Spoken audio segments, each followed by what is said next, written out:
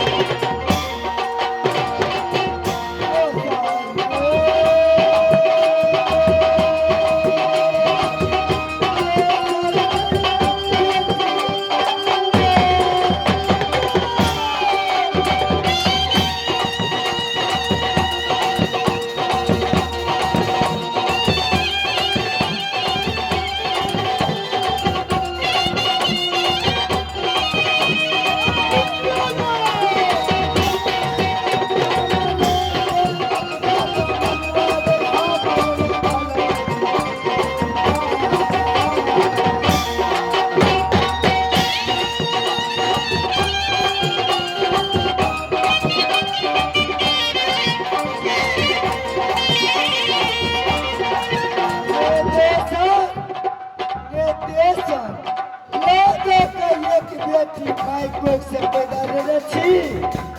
नाम रखने हमार हमारे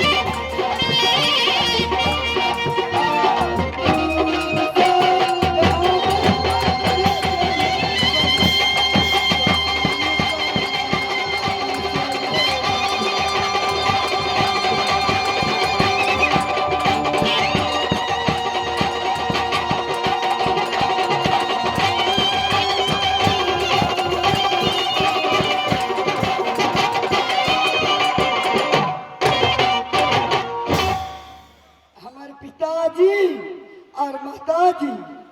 गांव-गांव के पंडित जी मंगा कर हमार नाम उच्चारण है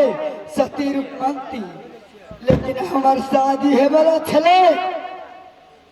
बार बढ़िया दियले, लेकिन हमार माताजी बंगाली चंडाल कसाई कि अपन जिंदगी सोचल गए, लेकिन बेटी के जिंदगी नहीं सोचल गई। जे देख बार बढ़िया दिया छले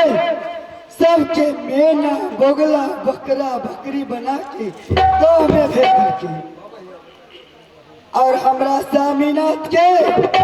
सुंदर सुगा बना के सोना के पिंजरा में रख के अब सुगना ये बताए भाई